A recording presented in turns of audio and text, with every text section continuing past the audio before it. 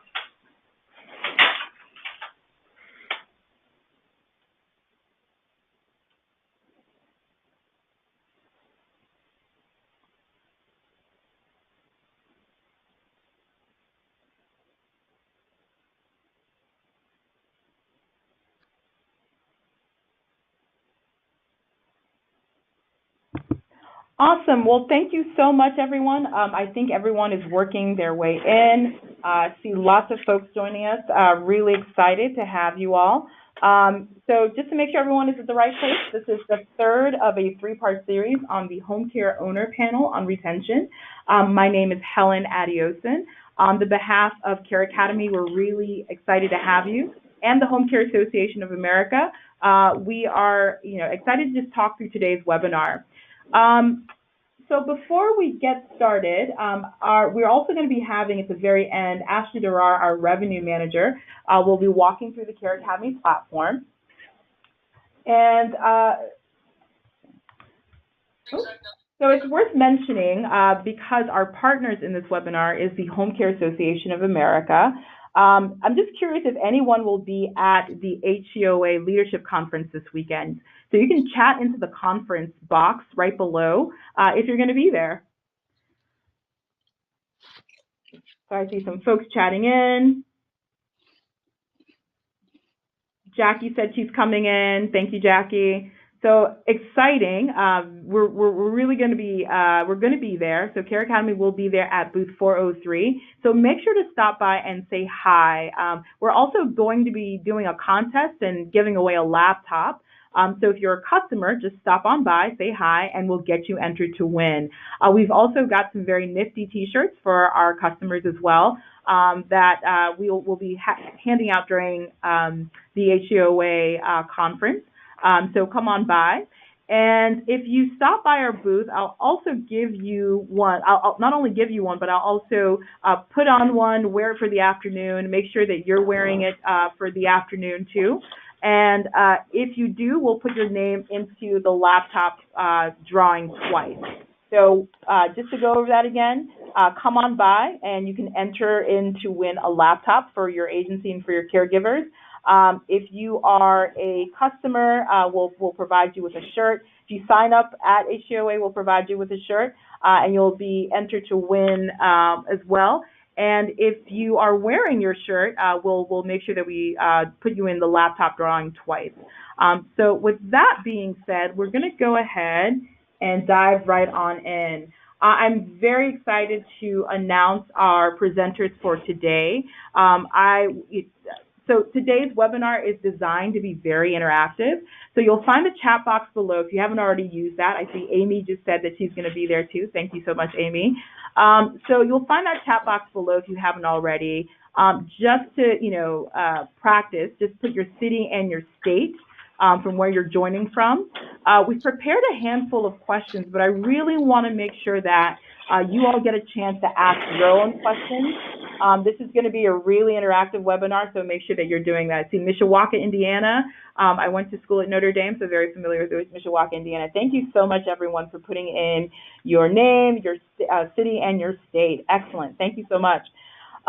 So I'll start by saying this. It's not every day that you get to pick the brain of not one, but two successful owners of large agencies with 10+ years of experience.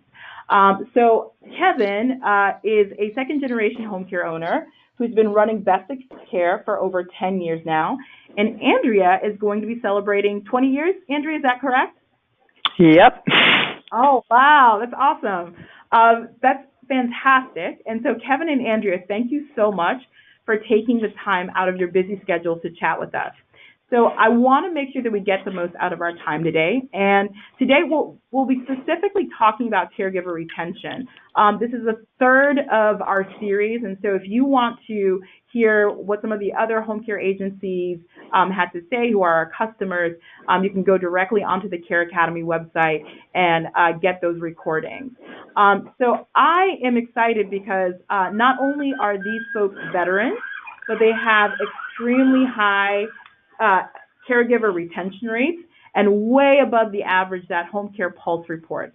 So we're going to run a few polls right out of the gate. I told you it's going to be really interactive to get a sense of where everyone is in terms of their experience. So that poll is open. Here is the question. What percentage of your caregivers are still with you 90 days after being hired? Is it 10 to 20%? Is it 20 to 40, 40 to 60%, 60% to 80%, 80% or more? So that question again, what percentage of your caregivers are still with you 90 days after being hired? And Kevin, while we're waiting for the folks in the audience to respond, can you give us a ballpark of where you're at? 70% for my agency's Best of Care. So 7 out of 10 caregivers are sticking around with us past that 90-day threshold. That's great. And what about you, Andrea? We're about 80%, so it's really about 8 out of every 10 caregivers we hire actively providing care for us in that time period. Wow, that's excellent. And we're going to dive into how you're making that happen. But first, it looks like we're getting close to everyone having voted in the poll. And so it looks like, let's see if we can get these poll results. Yeah, it looks like the majority have about 40 to 60%. A couple of you are saying that you have anywhere from 20 to 40%, but the majority are having about 40 to 60% in terms of retention in the first 90 days. So that is really telling, and that actually is within average for home care agencies all over America, according to Home Care Pulse. So here's a question. Has your caregiver retention rate always been around, 70 or 80%? Kevin and Andrea, can you tell me that? Just a quick question to both of you. Has that always been the case? This is Andrea. I would say a couple years ago when we started really digging into sort of metrics around our caregivers, we basically figured out that the first, say, 30 to 90 days were the most critical for retention. So, we needed to figure out why, and we basically made changes on how we communicate in the first month, and we're going to be getting into that a little bit more as we go through the webinar. But, and we found out, as all of us know, that most importantly, getting them to actually have a job immediately, there's that tension between getting them all oriented and checked and then getting them to the first job. You can lose them. So I think it was both how we communicated and getting it done faster for us. And then things started to change and they would go up. Oh, wow. That's really good to know. What about you, Kevin? The answer is no. We have not always enjoyed that 70% mark that I alluded to. So, like Andrea said, we recognized that and had to make changes because that critical period that she indicated between getting somebody hired and onboarded and oriented and sort of ready to go for work versus actually providing them with their schedule and some assignments and actually getting them out there to client one is that critical period where we found that if you don't have that work sort of in hand ready to go for them, the likelihood of losing that person is much, much higher. So it sounds like, for both of you, it was responding to the needs of the caregiver and making sure that they, had either work or, were being notified and being sort of quickened and made to go faster through the process. Is that correct? Yeah, and I think, even sometimes it's just sort of getting back to them and saying, listen, we're trying really hard, we're working around your schedule, because sometimes it's impossible to actually get it all done at once, but it was really important to communicate back to them that we're trying hard. If you can't immediately get them the work that they need, they have to let them, we had to let them know that they were sort of part of the process of working together to help them out. That's great, and I think that instills. Sorry. Go ahead, Kevin. I just wanted to jump on that as well. As the other thing that we started doing is introducing all of our schedulers for the appropriate geography based on where that aide was being hired and where they were going to work on that day of orientation, to go in, introduce themselves, sit and chat with the caregivers that we're hiring, pin down where it is that they're specifically looking to work, and say, okay, here's what I'm going to have available for you.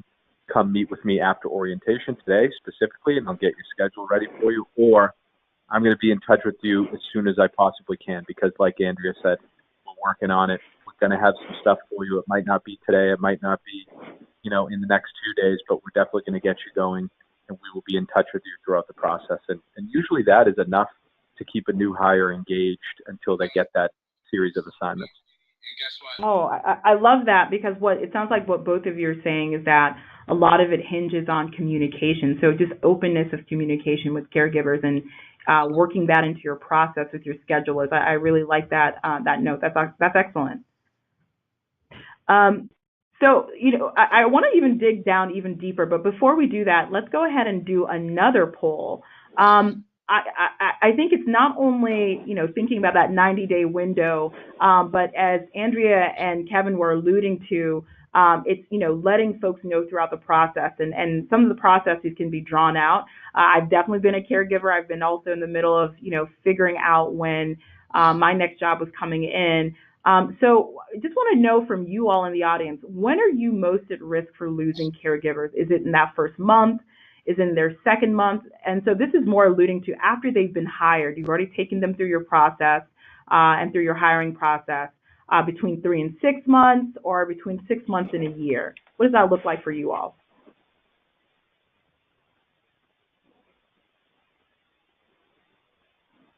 Let's see. All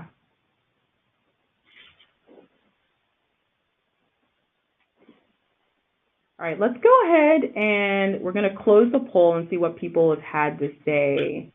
Excellent. Okay, so it looks like 48% of our audience, they're reporting that they're losing caregivers within their first month. 32% in the second or third month, so that's that 90-day window, and then 16% between months 3 and 6. And then, of course, and this is what we generally know about home care, about 4% are saying that you're losing them mostly within the 6 months to a year. But of course, that is typically of less likelihood. Is that similar? What are your thoughts, Andrea, about what it takes to keep folks after you've gone through that hiring process that you were talking about earlier? Sure. We talked already about making sure that we give them jobs, and I guess I don't want to. That's not a simple task, frankly, and it's a lot of juggling. It's a lot of really knowing your workforce and saying, "Gee, I just brought someone on, so let's consider using this person." I mean, you really have to be in touch with making sure that the folks that are scheduling are aware that it's like getting a new referral source in a sense. You want to make sure that you fill those cases right away. It's the same thing when you're talking about a workforce. But and then just really, and it sounds sort of easy, but making sure that these caregivers have a place to call anytime they need support. And support could be, I have a really difficult client and I immediately need to talk to someone because I feel if I don't talk to someone, I can do this, but I just need someone to coach me on. And then the other thing, it was interesting because as I was preparing for this webinar, I got a few good stories. And, the other story that I heard just yesterday was that we had a caregiver who herself was suffering with sort of low blood sugar, and she called our team. So one of our schedulers, who actually also used to be a caregiver herself, she actually left the office to go sit with a client while the scheduler supervisor took her to receive medical care, and thus the disruption to the client was minimized. But frankly, you just when you really put your money where your mouth is, and you show that these caregivers are as important to you as anybody else, I think that's such a big deal. And finally, I just want to say that we started doing these 5-star rating systems where the caregivers are acknowledged and rewarded, and their compensation is sort of relates to what their star rating is. And that's a very tactical kind of strategy to use, but it has really worked for us. That's excellent. And that relates back, the best practices are so on the money because it relates back to a lot of what Home Care Pulse has released, just even about, the idea of support as well as recognition being really primary for caregivers. So really appreciate that. Thanks, Andrea. And so I just want to remind everyone to chat your questions into the chat box. I already see some of you all using that. And so we're going to take your questions in real time. You don't have to wait until the end of the webinar to pose your questions.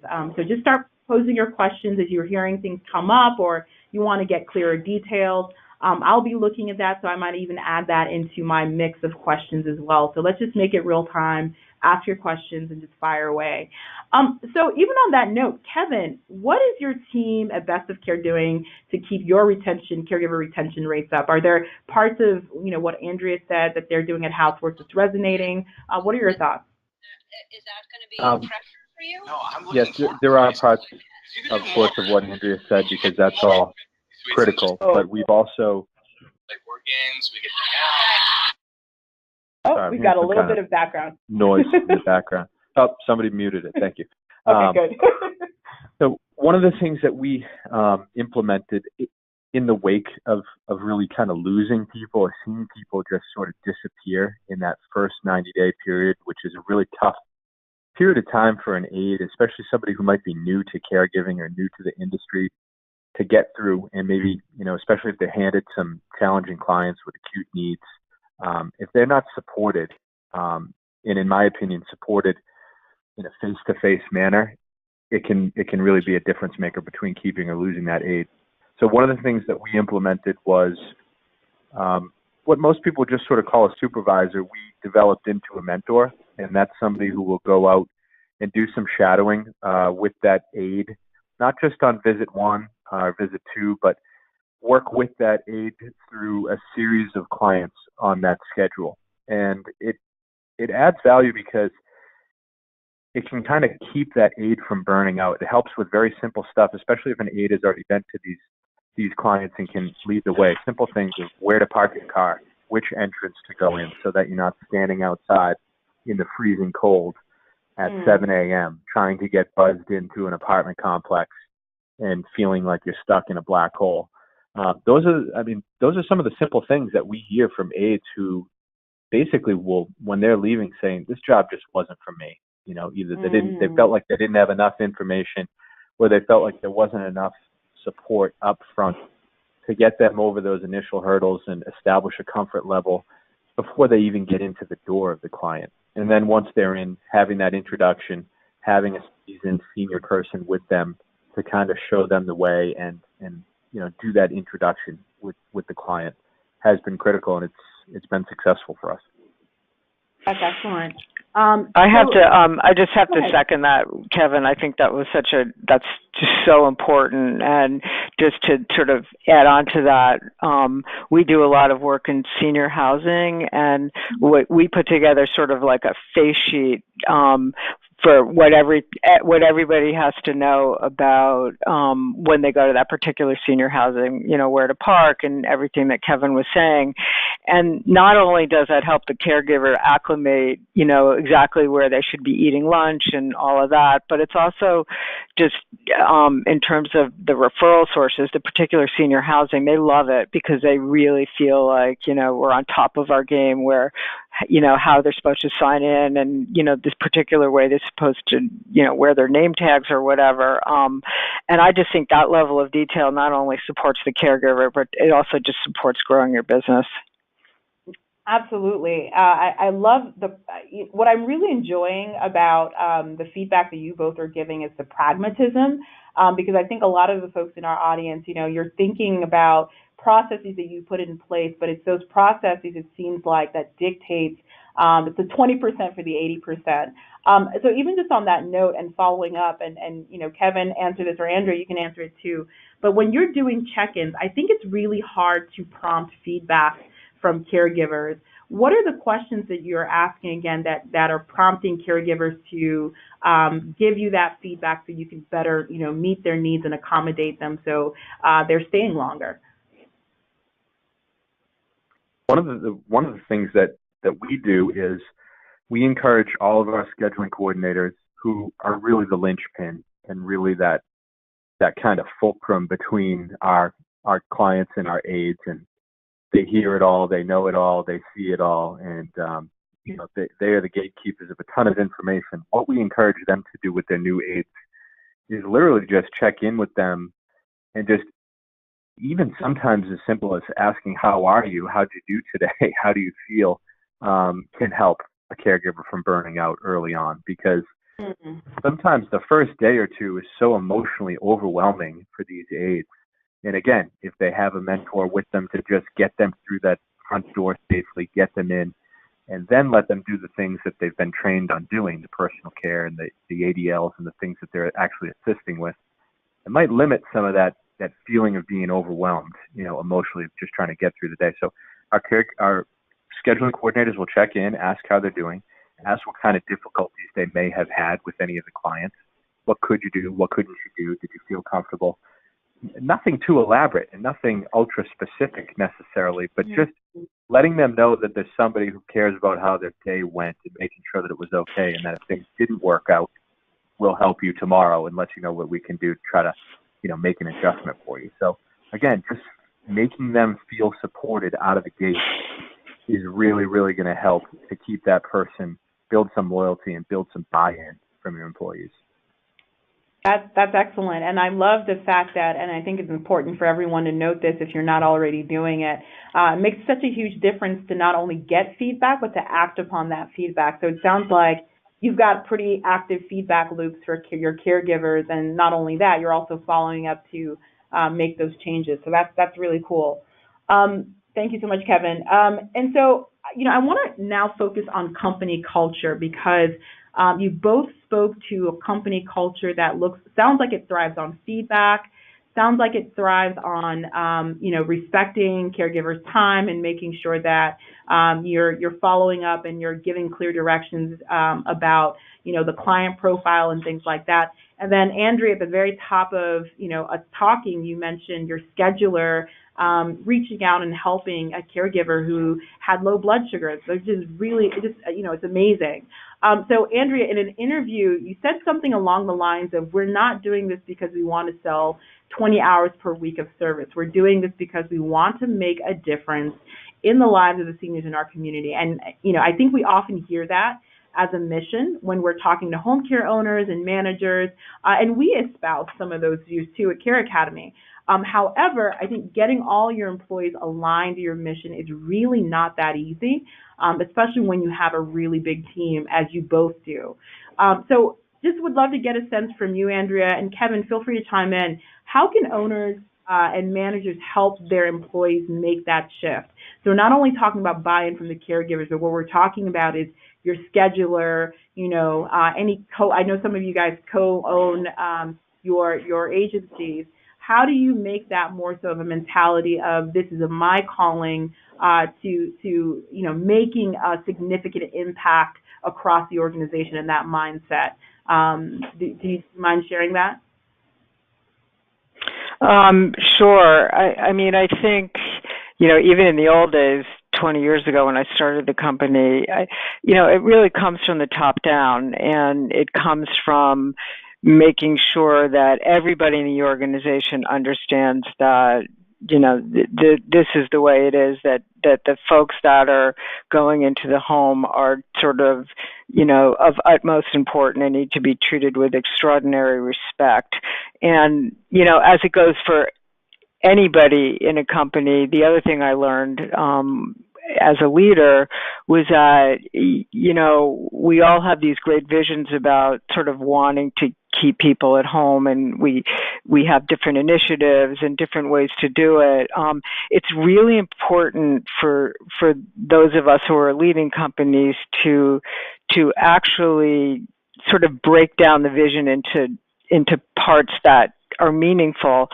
So we want to make sure that every single person that's in our office understands what it is that we're trying to accomplish, and we also need to make sure that trickles down to the caregivers, so they understand that, in my case, that HouseWorks is trying to create. Is trying to shift the paradigm. We're trying to really help people stay at home in a way that it makes their best day possible. I want those caregivers to know that our values are aligned, that it's really important to us that our clients have the best day that they can every single day, and that we understand that these caregivers are the people that are going to help them do it. They need to know that we're just aligned in that way.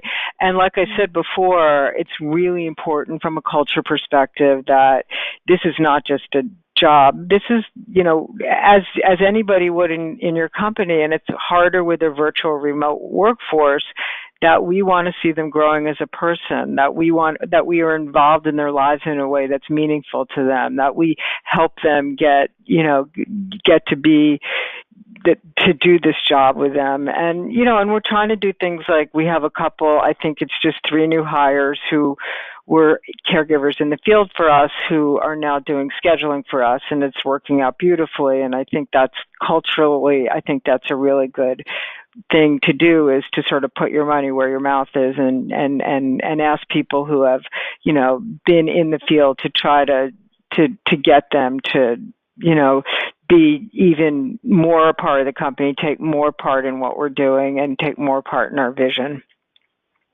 Excellent. I really appreciate that. We're also starting to get a lot of questions about what you mentioned earlier, Andrea, about your 5-star rating system. Can you describe that and how that sort of fits into the lines of the company culture and that level of excellence that you're driving out for the caregivers? Yeah, and I'd be happy, because I'm not going to get into the total detail of that now, but I would be happy to sort of provide you with that. I'm also going to be at HCAOA, the conference, and would be happy to give you, anybody who wants it, sort of a handout on how we do that. But we found that, we've had these debates over the years as to, do you try to hire in, 5 what we consider the best caregivers, or can you take other caregivers and train them up? There's that question, and as the workforce gets it's more difficult to hire people. You really have to do both. But we weren't really acknowledging necessarily the people that we felt were doing the best. And so we came up with a list of criteria, and we spent a fair amount of time on the process of how to rate caregivers, and we have criteria for each. And then I'm going to talk a little bit more later about our pods, because we've broken down the company into pods, and they each have a group of caregivers that they're responsible for. But then when we talk about these caregivers and we're looking for doing scheduling, we think about, the ones that are the 4 or 5 star, and then we try to actively use them in a different way. And so it's about both coming up with criteria to to understand what we consider 5-star. And I actually, frankly, thought that was a great process because people in the company might have been coming at it differently. So we had to come up with some metric that we all agreed, why someone would be 5-star. And then once we did that, well, how are we going to acknowledge that? Because this is just like any other job. When you do a great job, you get a bonus or you get more pay or you do something. And, that's in the whole idea of trying to professionalize what we do. So, again, it can give you more detail on what those criteria are, but the idea of even doing it at first was hard for people to understand. Then once we started doing it, it was just like it really works for us. That's great. And it sounds like, I was just talking with a home care agency owner about this. It's getting aligned. It's an opportunity not just to have a rating system, but more importantly, we can read into that just an opportunity to get aligned across the entire organization about what makes an excellent caregiver. I really like that. Thank you so much, Andrea. And we will see you at HCOA. And I'm getting a lot of requests. You've opened up the floodgates about your 5-star system, so expect a lot of questions about that. Okay, sure. And then, so Kevin, a lot of what we spoke about earlier also delved into culture. How do you help your caregivers feel like they're part of a team and something much bigger than themselves? Because as a caregiver, it felt I had this sense of loneliness, right? So how are you doing that at Best of Care? Yes, we definitely acknowledge, and I think anybody participating in this meeting today would acknowledge that many caregivers can feel, maybe they don't all feel, but they can feel like they're working in a vacuum sometimes, that they are, maybe feeling more like an independent contractor because they're going out day after day, independently going to their clients' homes and doing it again, day after day, as I said. But what we try to reinforce starting upon hire is making sure that they understand that they're a representative of this company when they go out there, and that they are making decisions while they're out there with their clients that are going to have effect not only on them from a performance standpoint, but also on the performance of the company, and that they can actually this is kind of a unique industry where, yes, clients are volatile and their needs are acute, but their performance does dictate their job security. We try to reinforce that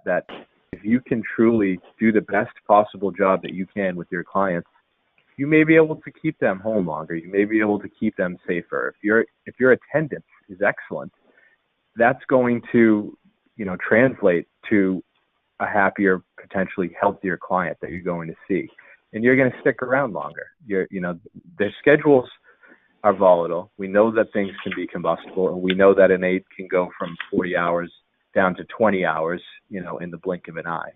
So we try to, make sure that they remember that they're a representative of a company and not just, marry the home health aide going to see a client. But the other thing that we do is just literally clue them in and keep them connected to everything that's going on at the company.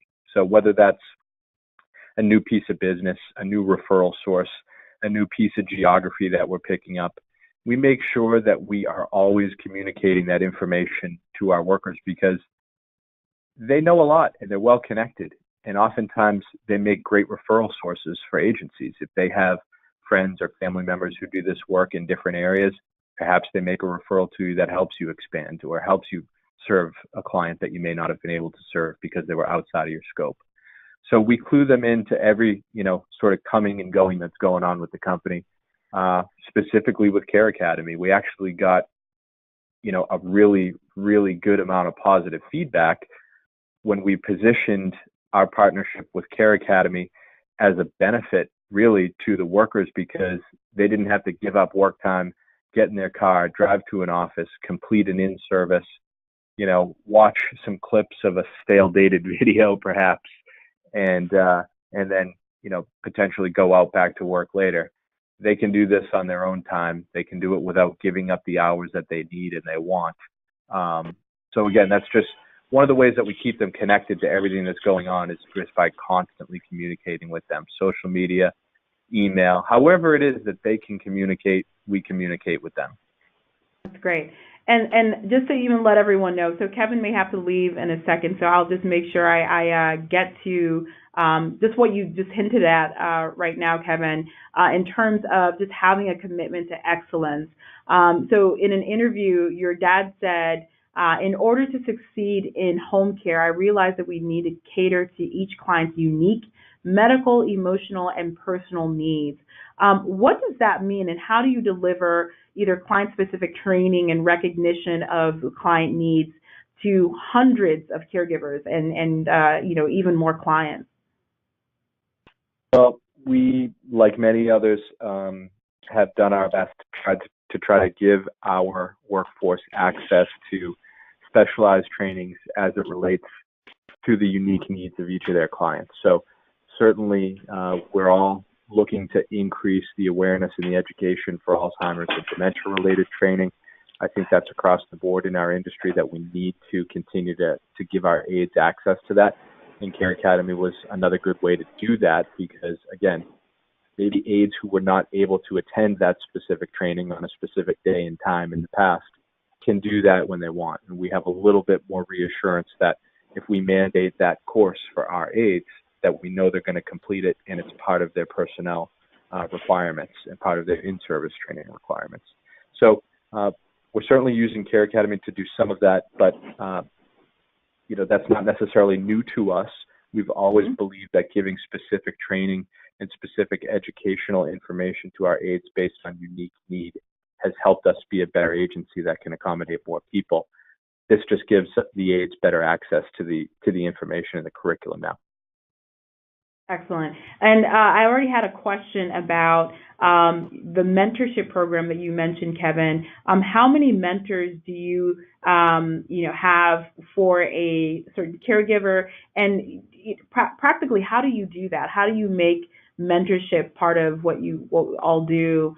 And do they have a certain number of hours per week? So just give me a sense of what your mentorship program looks like. So I will admit that it's certainly more of an art than a science, and something that you have to play by feel. But ours function as really experienced home health aides who have completed many of the trainings that I have referenced, so that they have a wide variety of experience with really all different kinds of clients, and that can include different cultural backgrounds as well. So, and many of these people have also functioned as traditional field supervisors as well. But with an increased pay rate and pretty clear job description about what's expected of them, it actually has been received well, because these are people who have certainly already bought in to the company based on their longevity with us, and now being given the next opportunity to try to shape the aides that are getting hired week to week with us. So we have 3 of them. As I said, they're seasoned home health aides who have been doing the work for a long time, and well respected by clients, well respected by schedulers, and certainly trusted by all of our senior people to go out there and orient these aides and guide them. But most of the people have actually jumped at the opportunity when it's been presented to them, because we tried to position it in a way that it did not feel like supervision, but truly as a mentor type role, because they know what it's like to go out there at the beginning of their careers. Maybe it was a long time ago, but we make them aware of what the turnover feels like. We make sure they're aware of what some kind of recent issues look like in terms of why we're losing caregivers, or why caregivers have left specific clients or assignments, and try to use that information so that they can help guide the new employee or the new person who's being assigned to a specific case to set them up for success. That's excellent. That's excellent. And I love the way that you set up a program. It doesn't feel like it's not as hard as I think maybe folks in the audience may think it is, but it's just a matter of having folks to step up in a leadership position. Are people typically willing to do so and step into that leadership position when asked, or are you identifying them with your staff in that mentorship position? It's definitely a hand-picked sort of, grooming process, where we always can identify that person, and everybody is like, oh, you know what, Allie, for example. We just know she's going to be the perfect mentor. It's one of those things where you know it when you see it. Everybody has those aides at their company. The difficulty is a willingness on behalf of the company to trade on billable service hours with somebody who's super dependable and a high performer and probably a 5-star rated person at Andrea's company in exchange for non-billable, unfunded mentorship. But the way we look at it is, if we can help retention and groom people and not have to turn them over and burn that cost with HR on the onboarding and the hiring over and over and over again, then the investment is certainly worth it in our consideration and in our belief. That's excellent. And on that note, Andrea, how are you installing the desire for excellence in your care team? Well, I think I want to make the point, one of the sort of epiphanies that we had was that caregiver engagement, retention, recruitment, all of your three, it's everybody's job in this company.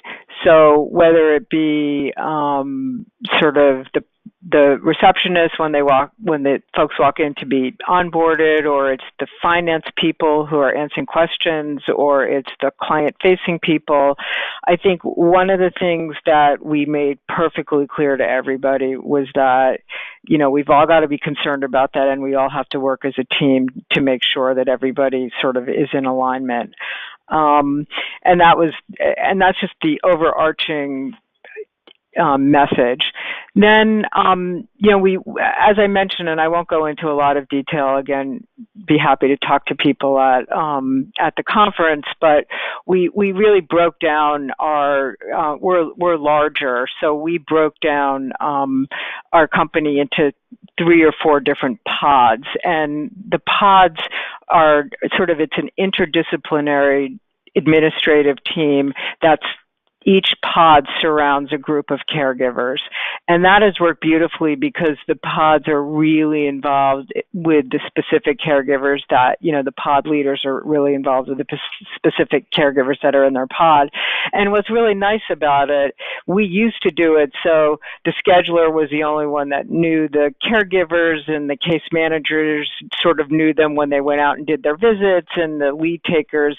This way, you've got an interdisciplinary team surrounding it, so it's like everybody knows everybody, and it's way more intimate, and it's working beautifully for us. And I feel like they understand that we're really by their side when we do that. And frankly, when, and Kevin has said it, and I'll say it, and everybody on this call would say that the best way to retain folks is to respect them. And we got this email the other day, and it says, from one of our caregivers, it says, okay, there are many reasons I like working with HouseWorks, but the main reason is the respect I get from my supervisors. You know that if you have a problem at work, I can call and I would get a response right away, and they would be quick to solve any problem with me that I have. And, and that says it all, frankly. So, and as Kevin said beautifully, it's not elaborate. It's sort of just like common sense. But and what's been interesting in our company is that putting these processes around it, like I said before, has really helped us as a company align, as you said, Helen, on what's important. And when I think about it, I think I have, HouseWorks has 2 jobs. One is about taking care of our clients, and one is about taking care of our caregivers and offering them a job that works for them. And I feel really strongly about that, and I think that people know that, and people in my company feel the same way. That's excellent, Andrea. Well, I want to make sure Kevin is able to transition out. Kevin, I want to thank you so much for being on the webinar and your amazing insights, and we'll definitely be following up with you on any other insights and any burning questions that come up with our audience. But thank you so much, Kevin, for your time today. Yeah, I have time for one more good question if you want it before I jump out. And then I certainly encourage anybody, if anybody has questions that they prefer to direct directly to me, whether it's through Helen, or if you can give my email out on a slide or something at the end, Helen, I'm more than happy to connect with anybody who is on this webinar today at a later time. That's excellent. Actually, what I'm going to do is ask this question, and would love for you, Kevin, to chime in on this. It actually goes back to not retention but recruitment, and a couple people have asked it. What are some of the creative ways in which you are finding to recruit caregivers? What do you think is the way in which our industry sort of needs to go to in order to find the talent and in order to retain them in the first place? So that's a question we just got off from one of our agencies. So it's definitely collaboration with, for us, it's been collaboration with community partners. In Massachusetts, I don't want to necessarily say it's a workforce crisis, but we're certainly headed that way. But we have partnered with Quincy College, which is a local community college that happens to be in the same building as us. And essentially what we did was combine with them to offer a home health aid training partnership. They were able to secure some grant funding so that people could get free home health aid training in exchange for guaranteed job placement with Festive Care. So we have a training facility within our office with all of the equipment that you would need to run a home health aid training. So the students were coming into our space every day. They got familiar with our staff. They met with HR throughout the training process. By the time they graduated and were handed the home health aid certificate, they were sitting with HR to plan out their orientation date and meeting with schedulers to get assignments. So I encourage anybody who has, educational institutions or community partners nearby, offer training programs, see what you can do to try to partner up and guarantee some jobs for people. Sometimes these students who are in the classes forget that home care can be a guaranteed full-time job if they want it or if they have the availability. And for us, we were able to retain 22 of the first 30 graduates between 2 sessions, and many of them are still working today. Many of them working as full-timers. So that's just one way, is look around your community, see who you can partner with, because that has definitely been a success. I've got stuff about it on our website, or if anybody needs specific details about how we did it, how it's structured, I'm happy to speak to that. Excellent. Well, thank you so much, Kevin, again, for being on the webinar. And we will, be taking up questions, and we'll definitely have Kevin back. Thank you so much. That was great. All right. Thanks, everybody. Have a great day. Excellent. And Andrea, I think you said you might have, a follow-up as well to that question. Do you want to? Yeah, sure. The one thing that I was going to say, and so we did sort of another analytic to figure out where we're getting most of our folks from, and I'm sure that everybody in the call has like a myriad of ways that they recruit. But the most successful for us was word of mouth from other caregivers. And so we have been capitalizing on that and really trying to figure out, some of it's about giving them a bonus when they refer someone, and there's certain criteria for, when they actually get that bonus. And so some of it's financial, some of it is just, trying to, when they refer someone else, they kind of look after them. They know, so it's been working for us, and we put together a whole strategy around sort of word of mouth, and we started really, making sure that we were working to get that done. And then we also, like all of us, we've got sort of an interesting benefit package under consideration that, when you show them, we try to sit down with them and say, this is what your potential for earning is. Here's the benefits we have. Here's what we're thinking about. We've done some work with mindfulness and giving our caregivers access to some mindfulness coaching. Again, I feel like if we went on this call, everybody would come up, with 10 different ways to do it. So I think it's important that everybody figures out where they're getting the most from, what's the easiest lift, because you don't have that many staff doing it. And then, coming up with some holistic package that's going to be both financial and sort of just about them as people, and what can we do to support them to make their lives easier. That's awesome. And that intermixes with both. One thing that we know is a key challenge in our industry, which is that caregiver burnout, and answers for that directly, and then also offers that as a benefits package. That I think is just thinking ahead, and what I think can make a lot of agencies an employer of choice. So with that said, I want to go ahead and transition over to talking about why you, as an established company, you're growing rapidly before you started using CareAcademy for online training. So it's one thing to implement a new technology in a new business, but in many ways it's a lot easier because you're starting from scratch. If you're starting from scratch with a small team. But when you talk about rolling a technology that's going to affect 50, 100, or at HouseWorks 300 plus employees, it's not an easy decision and not one to take lightly. So what was the decision-making process for you that led to CareAcademy? Would love to just know more about, because I think you guys are also doing that very specifically too. Mm-hmm. Yeah, I mean, we've been looking at doing online training for years, and so we had started looking at vendors, and what had happened was that, and I would imagine again everybody on the call would have the same problem. It's really hard to get the caregivers to come into your office. We've been trying to we've actually started doing trainings in some of the communities that they live in and some of the senior housing, so bringing the training to them.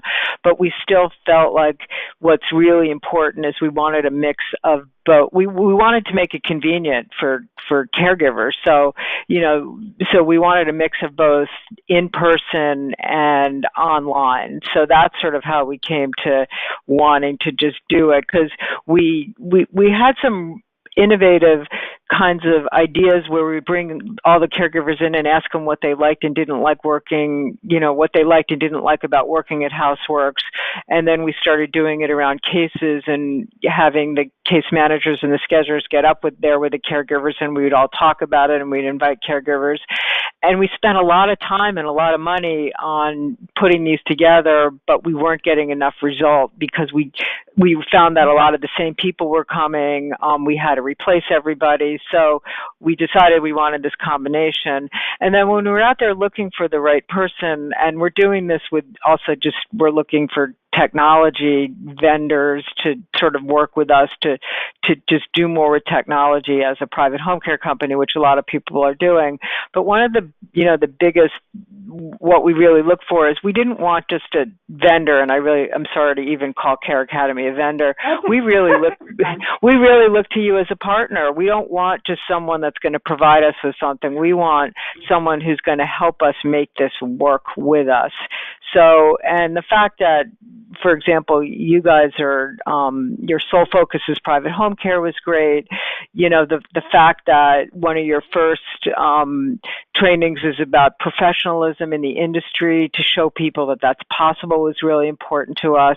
And we found that, again, with anybody we're working with on any level of technology, we tend to provide feedback because we've been around a long time and people ask us for feedback, but some people listen and some people don't. And we felt like the feedback that we're giving from your organization, that you listen to it. So I think and you might not be able to do everything. So I think it's important when folks are out there looking for the right person to help them with online training, it's that you really understand the feedback loop and what's implemented and what the process is to make change. So having that real sense of partnership is really important to us, and having the same goals, and and the idea of just always wanting to do better than what we're doing. We've been around a long time, and we do a pretty good job, but we never feel like you always have to do better, and you always have to be looking for new ways to do things. And this, as we all know,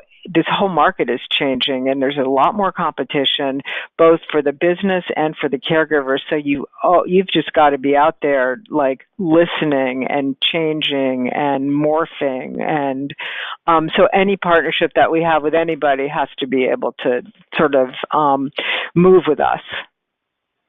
That's excellent, and I think that covered actually quite a few of the points and the questions that I had.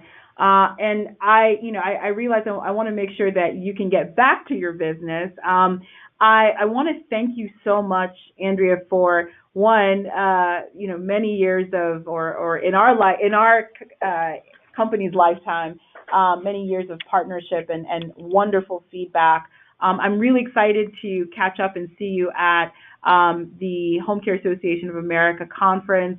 I would love for you actually to make a guest starring appearance if you'd like over by our booth. I will, except for I'm not wearing your T-shirt. Okay. We'll give you one for the staff anyway. Yeah, I'll take it for my staff. Yeah. So come on by. I'd love to see you there. And if there are folks who are going to be at the conference starting this weekend, I think it'll be a great time to catch up. Andrea's wonderful, and her staff is great as well. Thank you so much, Andrea. Thank you. Thank you so much. Thank you, and thanks for doing this. This is was a great series. Thank you so much. I appreciate it. Thank you, Andrea. All right. Bye. Bye.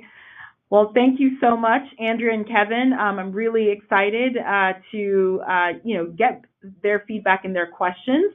Any questions that we didn't answer while we had this all too short conversation, we will make sure that we can follow up either in the email or within additional blogs, because we've had folks who've been part of this 3-part webinar say that they have some additional notes after the initial discussion. So with that being said, I am going to transition over to Ashley Durar, our revenue manager, and she'll talk a little bit about CareAcademy and do a demonstration of CareAcademy. Ashley, are we ready to go? All right, let's chat about online training now. So online training is training that can be done anywhere, anytime, and it's generally done individually as opposed to in a group. Just as with video-based training, an instructor is not required, and there is no curriculum to prepare. But unlike video-based training, you do not need to arrange a physical space for a group of caregivers, and the caregivers do not need to come into the office. So because online training can be done anywhere, anytime, there's no scheduling or logistical overhead, and no interruptions to your business or your employees' work schedule. At CareAcademy, we've developed a unique and innovative way of doing online training that includes video and interactive activities that keep caregivers engaged in learning. But most importantly, because our online training is interactive, it's impossible for a caregiver to start a class, put down their phone, because our online training, and then come back an hour later for the test. There's another advantage to CareAcademy's online training that's not well known. It's self-documenting, so there's no need to take attendance, grade tests, or anything like that. With CareAcademy, it's all done for you automatically. So there are several things we can do for you automatically. We can remind your caregivers to complete the classes you assign. So we can automatically assign your onboarding and annual training. So all you have to do is input your caregiver's name, phone number, and email address. If you choose, it can be 100% automatic for you from that point on. And if you get audited or surveyed by the state, the records are instantly available. So no digging through file cabinets, no looking through Excel files. You can just log into CareAcademy, run a report, print it off, and hand it right to your auditor. CareAcademy makes your compliance incredibly simple. Another advantage, if your caregiver fails the test, you don't have to reteach a class. Caregivers can retake the course on their own time until they pass. But of course, let's be fair and talk about the disadvantages of online training for just a moment. The first disadvantage of online training is that it requires a computer, tablet, or smartphone. Now, in the past, online training required a laptop or actual computer. At CareAcademy, we've solved this problem by using technology that was primarily designed to work on smartphones. We know that many caregivers have ditched their computers and use their smartphone for basically everything. So in fact, over 80% of the time, our classes, they're being taken on smartphones or tablets. Second, online training does require the internet. While high-speed internet is available almost everywhere, there is a percentage of people who don't have high-speed internet at home. Now, while this is an obstacle, it's not a major one. Pretty much every coffee shop, library, and most restaurants are offering free high-speed internet. So I've got a question for you. When you think about online training, what other negative things come to mind? I would love if you can chat that into our chat box now. I'm really curious to hear what might prevent you from using CareAcademy's online training at your own agency. So find that chat box now and type in everything you can think of that would be a disadvantage when it comes to online training. Online training, it's relatively new because, the internet's only 27 years old, but it's gained popularity and widespread adoption over the last 10 years.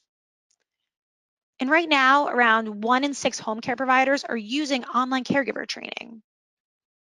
So let's see, Rebecca, how do you know someone isn't taking the training for them? That's a good point. That is definitely a downside to online training, absolutely. Jennifer, so you have a contract with IPC that will definitely prevent you. So yeah, Mindy, there's no instructor, no one to answer your questions directly right there and then, sure. Lisa, the cost, the time it takes to assign, manage, and verify participation. So yeah, Lisa, I would love to show you. We're going to go through our dashboard later on. I'll show you just how easy it is to assign out classes and how it could even be mindless. So now, of course, none of this would ever be acceptable. Let's see. But online training, it's actually very common and is rapidly becoming the preferred way to learn a new topic and to train your employees. So what does CareAcademy's online training look like? Let's dive right into that. So we're going to go right into a class. So today, I am going to show off our safety precautions and fall prevention class. So what you're going to see on your screen is exactly what your caregivers are going to see. All right, so actually, yeah, we'll show that even first before we dive into that.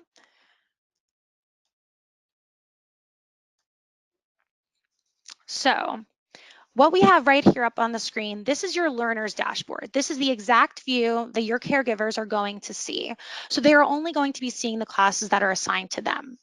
So as we talked about before, we're going to be going over our safety precautions class. So we're going to dive right into a video to start that off.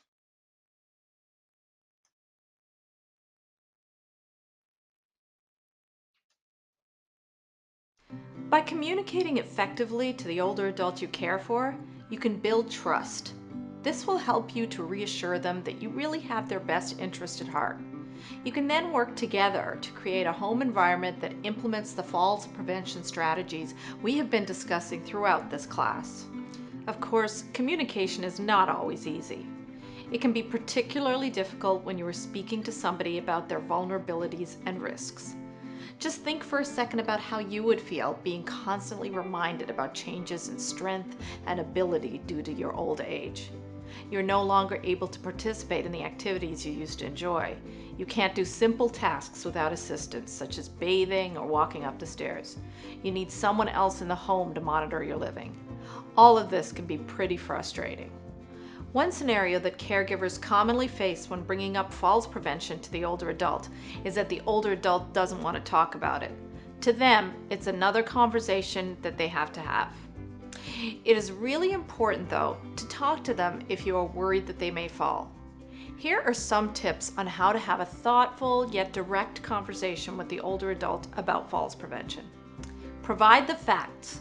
Let them know that nearly 1 in 3 older adults in the U.S. who fall have injuries severe enough that they cannot continue to live independently in their own home. Studies show that older women would prefer to die rather than experience a fall that results in nursing home placement. The how you talk to an older adult is extremely important. It's all about proper tone and timing. You do not want to voice your concern in a way that the older adult will perceive as nagging, condescending, or controlling. Do not voice your concerns in a way that seems like you are denying the older adult their freedom. People will always want autonomy or the freedom to choose, rather than be forced to do something. This is even when the forced option keeps them safe. You may need to bring up the topic many times gently, but do not push the issue to the point where you seem disrespectful. Be sincere and listen to their concerns or fears too. Reassure the older adult that falls are preventable. Tell them that these simple steps that we have discussed in this class really do make a huge difference. Items with sentimental value. Some of the furniture in the elder's home probably has huge sentimental value and emotional significance. Perhaps the rug in the living room was their grandmother's, but it can also create hazards that are avoidable. It is important to listen to their concerns and let them voice their objections. One way to show someone that you understand them is to repeat back their concerns. For example, I understand how important this rug is to you. You could ask them if they have any suggestions, such as where to put the rug. For example, you could say, what do you think we could do with this rug so it's not in a place that's going to make you more likely to fall? Explain that you understand that it might feel like they are giving up a piece of their identity and feel like a sense of loss. Do not sound like you are trying to impose yourself onto their space and change everything. When it's possible, rather than getting rid of items, find ways to move things around or use them differently so it doesn't compromise their health. For instance, a special rug could be moved to another space, tacked down to the floor, or even hung on a wall as a tapestry. An electrical cord from a special lamp can be tacked down along the baseboard of the room. Shoes. It can be difficult to talk someone into wearing sensible shoes, especially if they love to wear fashionable footwear. In the house, suggest that they keep a clean pair of sturdy shoes just for indoor use. Walking devices or gait aids can be tricky. Often, an elder may refuse to get a walker or cane, but will lean on other items for balance, such as a shopping cart or a wall. If they're embarrassed to use the walker or cane in public, you can suggest that at least they use it in private. Sometimes an elder may be worried that they will become dependent or addicted to using the walker or cane. Explain that this simply isn't true. You can explain that a walker can be used as an exercise device, in that it allows them to walk faster and increase their distance, allowing their legs to stay strong. If the older adult is mentally able to use a medical alert device, encourage them to get one. These are usually in the form of a pendant or bracelet. Let them know that in the event of a fall, the quicker a paramedic is able to respond, the more likely the elder can continue to enjoy some level of freedom after they recover. Sometimes you'll need to seek outside help to talk to the older adult. Contact the elder's doctor and suggest that they have a discussion about falls. Many seniors will listen to their doctor.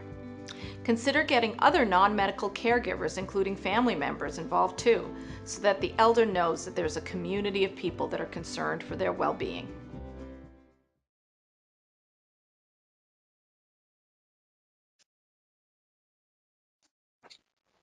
All right, so all of our classes, they are written by our co-founder and chief medical officer, Madhuri Reddy, who you just saw in that video.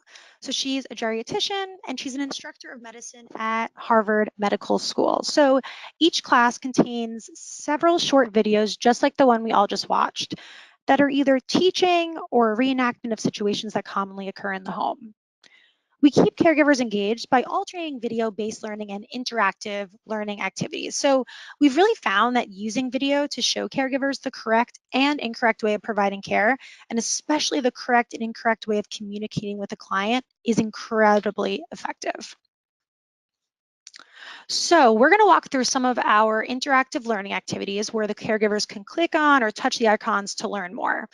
So in this case, since the course is all about fall prevention, the learning activities are centered around fall prevention in various rooms.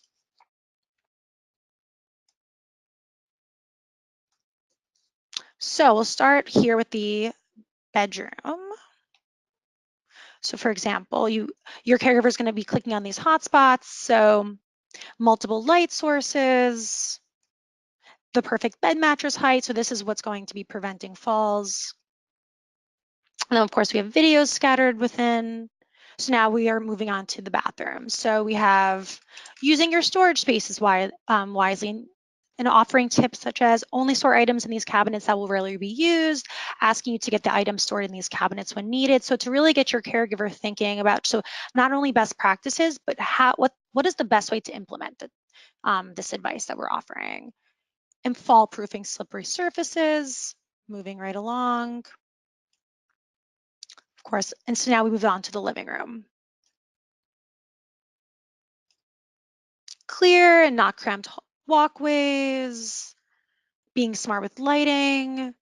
So really reiterating the points, and we're hitting every single room that your caregiver is going to encounter in your client's home. And of course your kitchen, so really reiterating this lighting. So just like the consistently pointing that out, using floor mats and rugs, ensuring that noticing when some appliances are really low and what that can mean. And finally, sample hallway and staircases, safe floor coverings, and handrail assistance.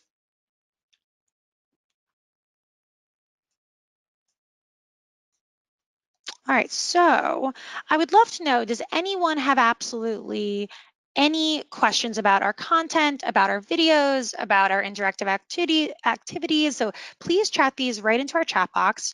We'll get those answered right away. Because what's next, and I think will be pretty fun, is that so each one of our classes, they're an hour long, and each class ends with a competency exam. So your caregiver needs to score an 80% or higher in order to receive the certificate for completing this class. And I thought that we could all go through the test together and see how we all do. So let's see, do we have any questions? All right, great. So we're going to move forward. All right, so right here on the left, you're seeing that I can see all the lessons that are within this class. So we're gonna go right on to our final test. All right, so if everyone can chat which letter that they think is the correct answer. So it'll be like, who wants to be a millionaire? So if your client is having frequent falls, which one of the following should you do? A, avoid making any changes to the home environment. B, remove any object that might be a falling hazard. C, recommend that he or she see a doctor. D, keep him or her from moving around too much. What do we think it is?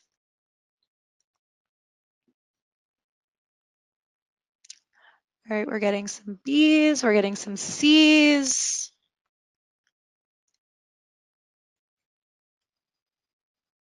All right, the majority was B, so we will go with B.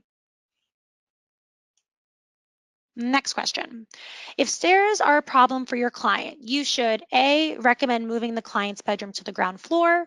B, recommend the client wears bifocals when using the stairs. C, suggest adding a handrail to one side of the stairs. Or D, suggest adding carpeting to the stairs.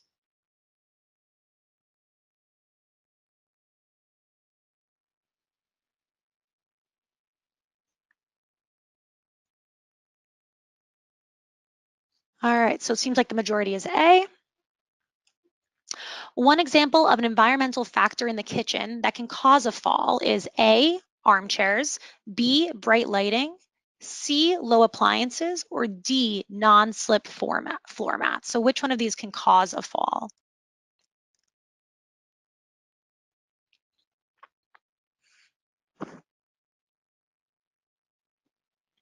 All right, so C seems to be the answer. Which one of the following may prevent falls in the bathroom? A, keeping necessary items in cabinets near the floor.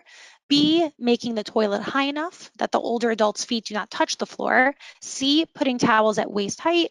Or D, adding grab bars to the bathtub. We seem to be getting all D's. Which one of the following is the best way to discuss falls prevention with the older adult that you're caring for?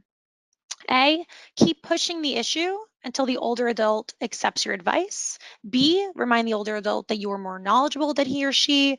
C, bring up the issue gently and listen to the older adult's concerns and fears. Or D, let it go. Allow the older adult to learn from experience. All C's. Which one of the following statements is true? A, by identifying environmental hazards in the home and making environmental changes, you and the older adult can prevent falls. B, by changing some biologic factors, you and the older adult can prevent falls. C, in most cases, a caregiver cannot determine the cause of an older adult's fall. Or D, it is unlikely that a medical condition will cause falls in older adults. All right, we're getting some A's here, so we'll go with that one. Question 7. When transferring clients from a standing to a sitting position, it's important to A, remain quiet and not confuse them with instructions. B, lower them as quickly as possible. C, protect your back to prevent a strain. Or D, let them practice sitting on their own without help.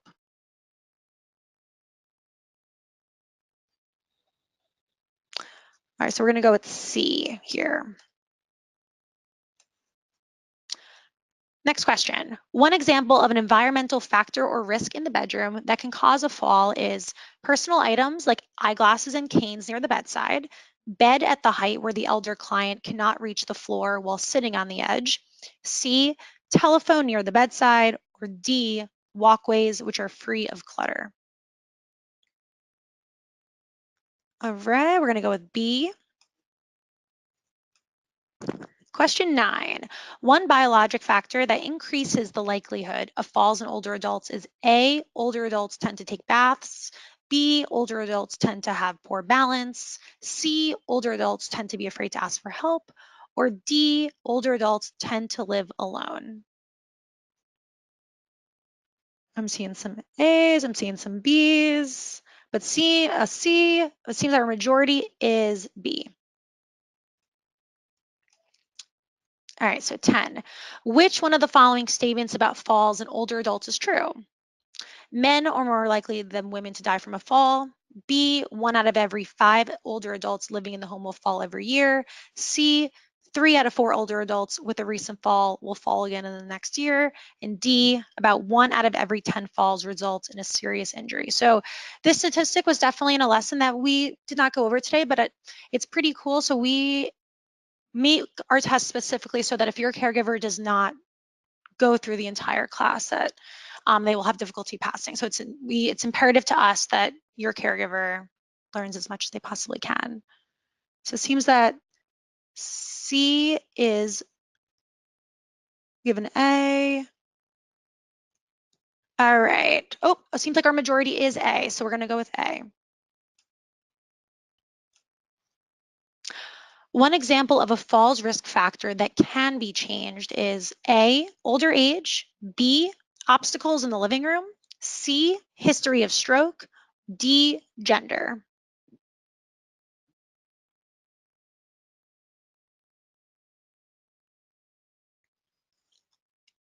We're going to go with B. Which of the following common environmental factors could cause a fall in a hallway or stairway? Is it poor lighting, handrails, carpets, rugs, or throws that are tacked down to the floor, or multiple light switches for each fixture? All right, we're going to go with A. Question 13, we're almost there, folks. Which one of the following statements about falls in older adults is true? Falls in older adults are normal. Older adults recover more quickly from falls than younger people. Older adults are most likely to fall when they are away from home. D, older adults are more likely to suffer serious injuries from falls than younger people.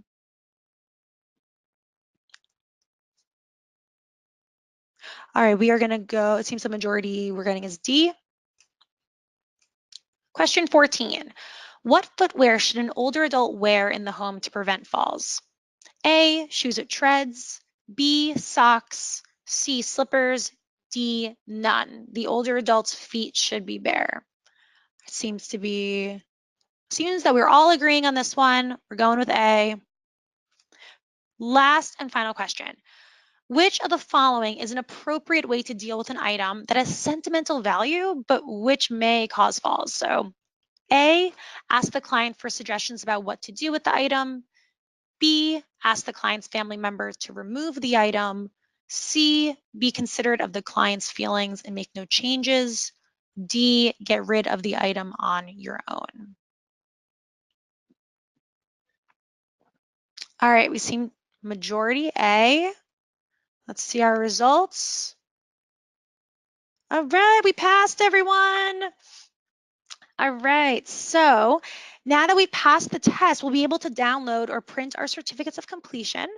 Our caregivers that use CareAcademy, they absolutely love earning these certificates and racking them up and being able to print them out and have them for ourselves. So sometimes we do notice that they'll print them out, put them on their wall, and I'd recommend that you print a few out. Use them in your sales and marketing efforts to demonstrate that you have a well-trained care team. All right, so let's see. And also, I'm going to bring up this certificate for you. And while I'm bringing that up, I would love to know if we have absolutely any questions. So we're going to hop right back here to the learner dashboard. So once again, this will be the view that your caregiver sees. And right here, they'll be able to see their classes they completed as well as their certificates. So here it is, precautions and falls prevention. Yes, so Jennifer, you asked, does it tell you the questions you missed? Absolutely. So if we review all question results, thank you for bringing that up. That's a great question. So it will not tell you, so it will highlight the question that you got wrong. Of course, we don't want to just give away the answer right there. We want your caregiver to really think about it, maybe go back to certain lessons within the class. But yes, it will highlight exactly which question we got wrong. And this is the only question we got wrong together. If they do not get an 80%, can they jump back and retake? Lisa, great question. So your caregiver has 5 attempts to take the test in order to score an 80% or higher. If at this time, after the 5 attempts, they do not get an 80% or higher, then they will have to start from the beginning of the class and retake the whole course. Just to show you all how easy that certificate is, like I promised you. So there it is. So it has name, the title of the class, date, how long the duration for, which is great for compliance records. All right, so next up, if there's, do we have one more question? Do we do the testing ourselves on the internet? Great question. So this is something I'm going to absolutely jump more into when we get to the dashboard. But as an admin, you will be able to have a seat on the dashboard for no additional cost. So this does not go towards your active seat count, and you will be able to take any one of our classes yourself. All right, so next up, I'm going to show you our class list so you can see all the training topics that you're going to get access to in CareAcademy. So I'll bring up this PDF, make this a bit bigger for everyone. Okay, so we have 42 classes available. So we start off with introduction to caregiving, because we find often that caregivers you'll hire someone new, maybe they have no experience and they don't quite know what job they've signed up for. So we created Care 100. What does it mean to be a professional caregiver? We think it's the best class to show even your experienced caregivers, especially your new ones, though. It really sets the foundation for what to expect, what type of career this is, and also just to get them excited to be in this line of work. Of course, clients' rights, HIPAA, something that we absolutely value at CareAcademy. So not only do we want to build upon the hard skills, but we want to develop the soft skills within your caregivers that are just so incredibly important and often looked over in this industry. So really building upon that empathy, communication, professionalism. So for that reason, we have our professionalism class, communicating with older adults, sexual harassment, working with an aging population. So really knowing what to look out for there. We have ADLs, of course, IADLs, assisting with range of motion, a mobility class, which will go over transportation and transporting adults, disease-specific care, so cancer care, heart disease, Parkinson's, diabetes, HIV/AIDS, non-drug pain management, assisting with medication, so self-administering that, so nutrition and meal prep, infection control, emergency and safety classes, home management, mental health. We have 6 dementia courses. So what's pretty awesome is that we have our in-house content team, and they are pushing out new classes every single quarter. So this list is going to continue to grow and grow. And as it grows, anytime a new class is released, everyone will have access to it, which is pretty awesome.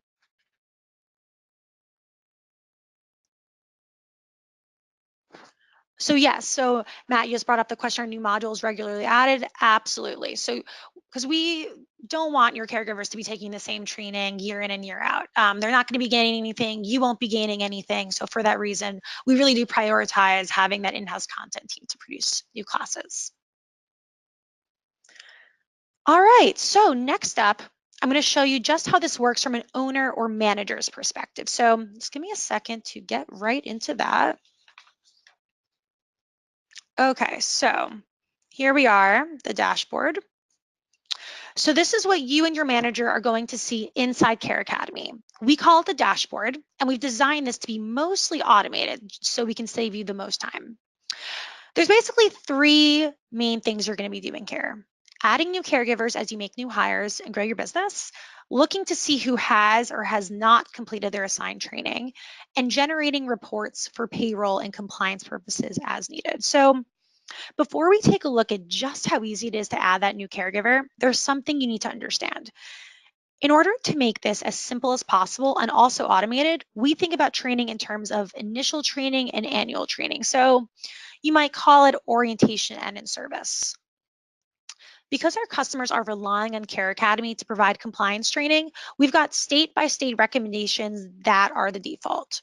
So what that means is our compliance team is constantly reviewing each state's requirements, watching out for any changes in the regulations, and submitting our classes for review to the appropriate approval boards. We're not yet approved in every state, but our goal absolutely is to be approved in every state by 2019. So just as a heads up, we are not approved in the following states: Washington, New York, Rhode Island, New Jersey, Maryland, and Washington, D.C. So if you're in those states, remember, you can use our training to educate your caregivers, absolutely, but it just won't count towards your compliance requirements. Every other state, you're good to go. We're also working with agencies in Canada currently as well. All right, so let's show all of you how to add a caregiver. It's incredibly simple. We're just going to click this button, new caregiver, right here. And the system is just going to ask for a few pretty simple fields. So first name, last name, phone number, email, hire date, and everything else is optional. So when we create this, the system is going to email and send a text message to your caregivers as an invitation. They click the invitation, they set their password, and they're ready to start their training. I promise, it's that simple.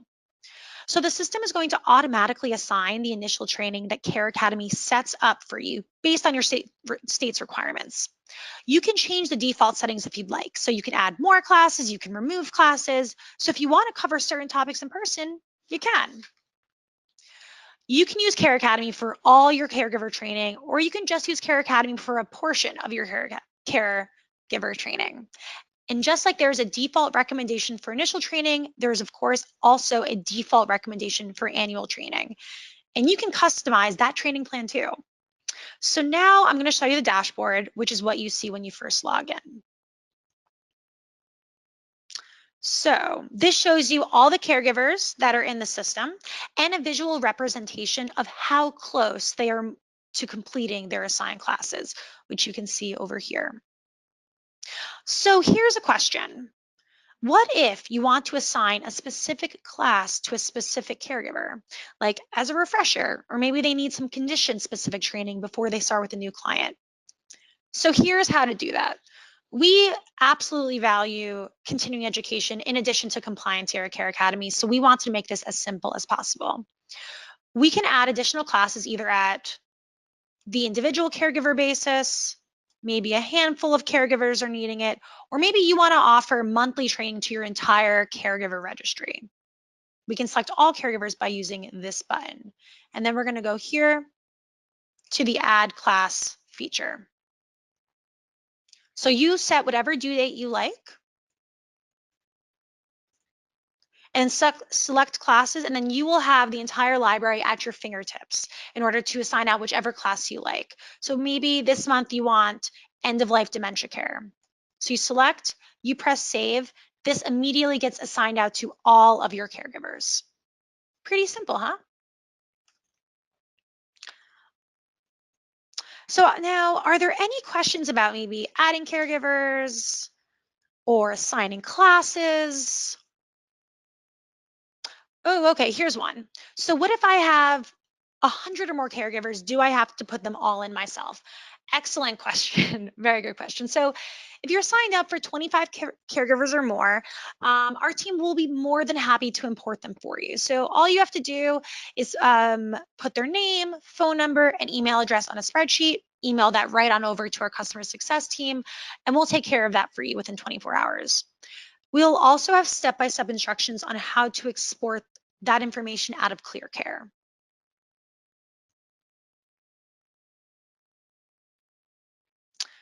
If you need help along the way, that's such a great question. Our customer success team, they're here for you 7 days a week.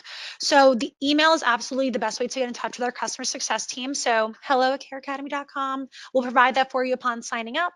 And that's how you will be able to get in touch with one of our customer service representatives.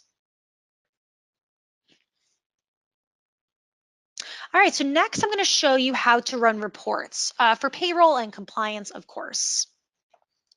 So we can either look at reports on an agency-wide basis, or we do have the functionality to view this at a caregiver level. So whichever you like. So print reports, compliance reports. So something that's pretty neat and something I always love to mention is that we have modeled our reporting after California's requirements. So California has some of the more strict requirements when it comes to reporting out. So you can rest assured know that any field that you could think you want in your training reports, it's going to be here in CareAcademy, and it's going to be incredibly easy to find. So here you'll see day training completed, training title, a description of the topics covered, and even better, this is a living report. So as your caregivers are completing their classes, this report is going to automatically be populating, automatically be updating, so you don't have to ever worry about it. And last but not least, I'm going to show you how to download your caregiver certificates of completion. So similarly to reports, we can do this either at the agency-wide level, or we can do certificates per caregiver. So we'll just show at the agency-wide level. So here it is, it's the same button, completion certificates.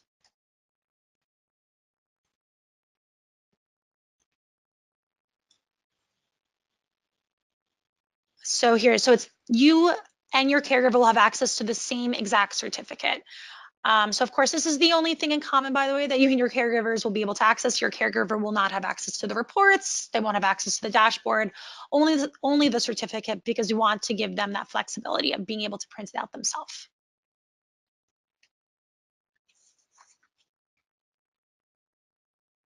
Okay, so now one of the top concerns, do we have another? What about that help button on the bottom right? Great question. So when we click that, how can we help? So we have a live chat feature here. And in addition, you can also search for different articles explaining how to utilize different features. So if you need a refresher on how to add a caregiver or add a new class, this feature is going to be perfect for you. Thanks for bringing that up. That's a great question.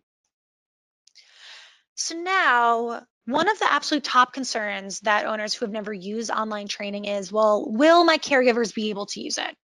We know that because caregivers are not office workers, that they tend to be less up to speed on technology, but it's not like they're working on a computer all day, you know? But I want you to know that our company, CareAcademy, is here to help you get the most out of our online training at every step of the way. We'll work with your management team to ensure a smooth rollout, and we'll work with your caregivers to ensure that they have access to the classes and can complete the assignments. But I definitely don't expect you to take my word for it. So I want to introduce you to Kevin. I'll bring up this video now.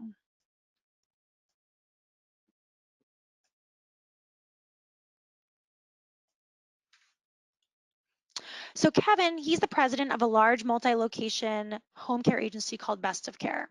He's a second generation owner. His father started the company in 1981, and up until earlier this year, they've been using in-person instructor-led training exclusively. And like you, he had a lot of concerns about implementing CareAcademy in his business.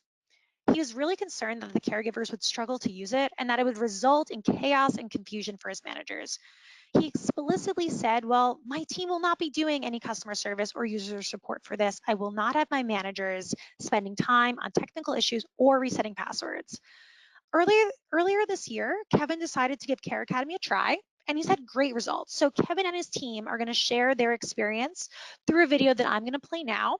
And also, I'm just going to let you guys know that we're just going to be playing a bit of this video, but we will be sure to chat over the YouTube link in case you're interested in checking out the whole thing.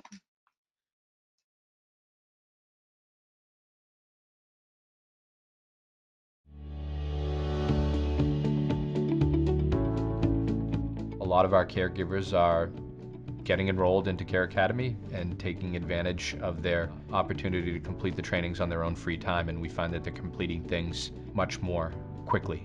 We all have busy lives, and the aides appreciate very much being able to do it at their own pace. Listening to and watching the videos, picking up on more things, reminded me of what I learned from CareAcademy is coming with me to my job. The convenience, you can take it at your own pace, your own time. It really has helped me with my job a lot.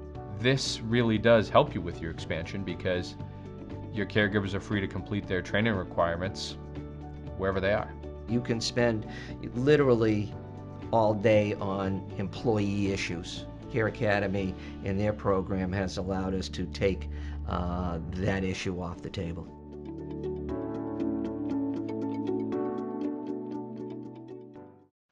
So we're going to hop right back to our presentation.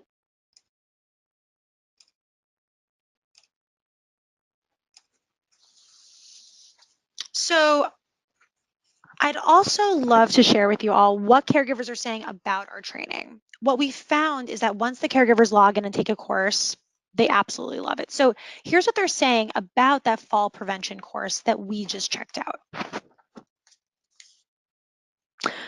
So they feel like they really know what to do when a client falls. They felt that this was a great topic because they learned different ways in order to help. Certainly gave them a better understanding. So overall, across the board, seems I was pretty well liked. Okay, so that concludes our demo. And are there absolutely any questions before I show you the pricing and talk through that special offer that we have for you today? Also, I'm just really curious to see what you think about this whole program. Does it look like it's easy to use for you? Could you see yourself saving a lot of time with a tool like this? Do you think this tool will help you grow your business faster? And what do you like most about what you've seen so far?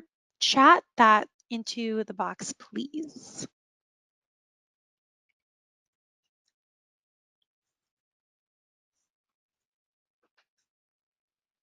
So Jennifer, it looks like it's much easier for me to manage than IPCD. I'm happy to hear that. Rebecca, this looks like it offers more than IPCD and it is an easier interface. Yes, we've absolutely been told that our system is incredibly user-friendly. Carol, looking for updated videos and appears you have them. Yes, we don't. Our videos are absolutely not just like voiceovers over old PowerPoint slides, which I've seen. Our compliance dashboard, absolutely. Oh, so we have a question. If my caregivers have any technical problems, does CareAcademy provide support or does my manager have to deal with it? No, you're absolutely never alone when you sign up for CareAcademy. Our customer success team is here for you 7 days a week. And also what's pretty awesome is that once you start with us, we will immediately get you signed up for an initial onboarding call. And our customer success team, we're going to walk through the dashboard with you. We're going to show you best practices and how you and your agency can get the most out of it. All right. So we have another question here. Can the caregiver be able to contact customer service with the questions they have? Yes.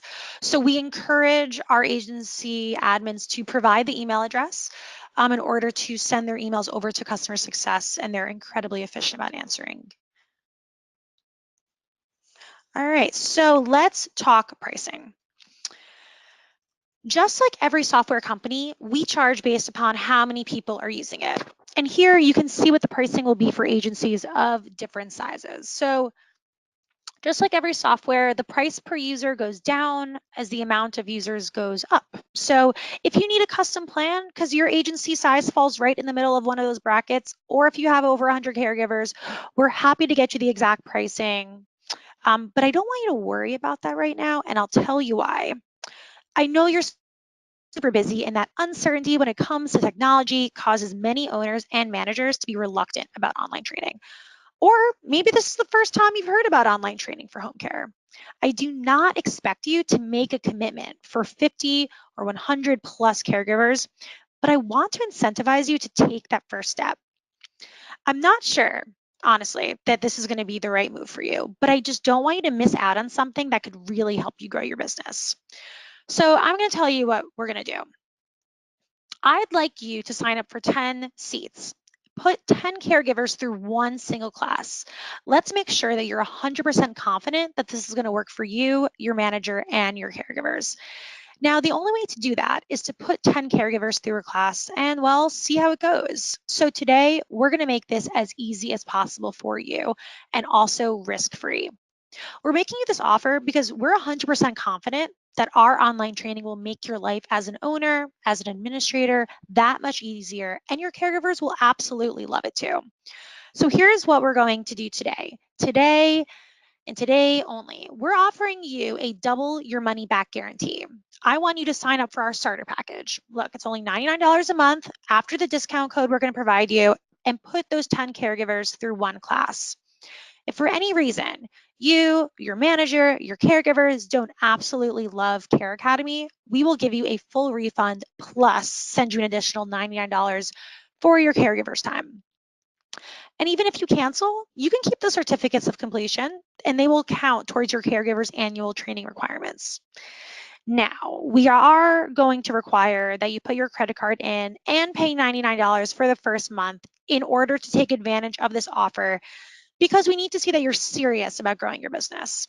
But remember, if for any reason at all you are not 100% satisfied with CareAcademy within that first month and don't want to continue, we will refund your $99 plus send you that additional $99 for your time. Okay, someone just asked, what's the catch? Fair question, fair question. So there are 3 simple conditions. Condition 1, 10 of your caregivers must complete the 1-hour safety precautions and falls prevention class, that same one that we went through earlier. Condition 2, all caregivers must complete the class within 10 days of the class being assigned. And condition 3, if you don't absolutely love CareAcademy, you have to let us know within 30 days. Does that sound reasonable? If you have any what if questions, please go ahead, ask them in the chat box now. I'm going to put the link and discount code up on the screen. Oh, Kevin just asked, what happens if I sign up for this and the caregivers don't take the class? Great question. If 10 caregivers do not complete this class, you will be eligible for our standard money back guarantee, which is a 100% refund.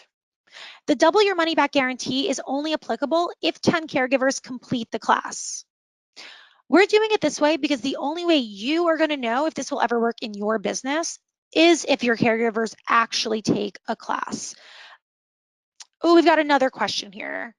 What if I don't have 10 caregivers? Yes, in that case, you will be eligible for our standard money back guarantee. So you'll be able to get that 100% refund.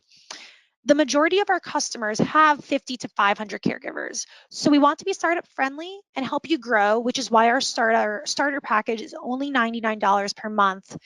But that double money back offer is only for those with the 10 or more caregivers. Let's see if we have absolutely any other questions.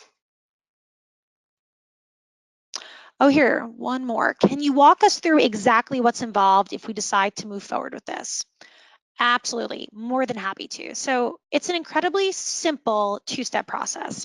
First, we're going to go to careacademy.com/start and sign up using that discount code CARE50, all lowercase. After you sign up, it's going to ask for your company name and you can set your password. Next, our team will reach out to you via phone and email to get your caregiver's contact information. So we're just looking for a name, phone number, email address, nothing too crazy. Second, you or your manager needs to contact those 10 caregivers and let them know what to expect. So we will provide you with an email to send their way to let them know that they will be completing a CareAcademy training. You can use, so we definitely recommend that you use that. It's definitely the best way to communicate with your caregivers. We will create accounts for your caregivers. So we will make sure to assign out the safety precautions and fall prevention class. We'll make sure that they get started on the class. So this is via an email or a text message. And we will also provide support if they have trouble logging in or getting started. We're making this super simple, incredibly easy, and I know you're gonna love it. Are there any other questions? If we sign up for the 10 caregivers and decide that we love it and want to do a 50-person package, do we get the discounted prices? Yes, absolutely. So that Care 50, that is going to be $50 off per month as you progress through your tiers. Great question. Yes. Okay, well, so yeah, please keep the questions coming in. I will absolutely be online for a little bit longer answering your questions. Oh, so I notice now that on the screen, the coupon code says 50 off. I believe Ashley did shout out that it's Care 50. I'm so sorry about that. Yeah, so it is Care 50, C-A-R-E 50. Well, I would like to thank you all for attending, and I encourage you to take advantage of today's special offer. It will be expiring at midnight. And I'll leave you with this, because honestly, what is the worst that could happen? Is $99 going to break your business? If this doesn't work, are you going to be stuck paying for something you don't use? No. We're here to provide value, and we're here to help you grow your business. And remember, if this doesn't work for you, we're going to part ways as friends. So I want to say thank you for trying CareAcademy. I'll issue your refund and I will send you that check for $99. Now, what's the best thing that could happen? Maybe you'll find a new tool that helps you grow your business faster. Maybe you'll discover a way to take one thing off your plate so you have more free time. Imagine your life a year from now. Your business, it's growing rapidly. Your caregiver retention rate has increased because our training is fantastic. And you don't have to constantly be recruiting because you're not churning through caregivers. Your caregivers are confident in their skills. They know how to handle difficult situations. Your caregivers are happier, they're more engaged, they start to refer their friends, you start getting more caregivers and more clients because of all of this new referral activity. All of these things have happened for our customers through our training. And when this happens for you, I want you to reach out to me and share your story. So with that being said, I want to say thank you for your time, for your attention, and I greatly look forward to working with all of you. I'm Morgan, and I'm with CareAcademy. Thank you so much, and have a great rest of your day.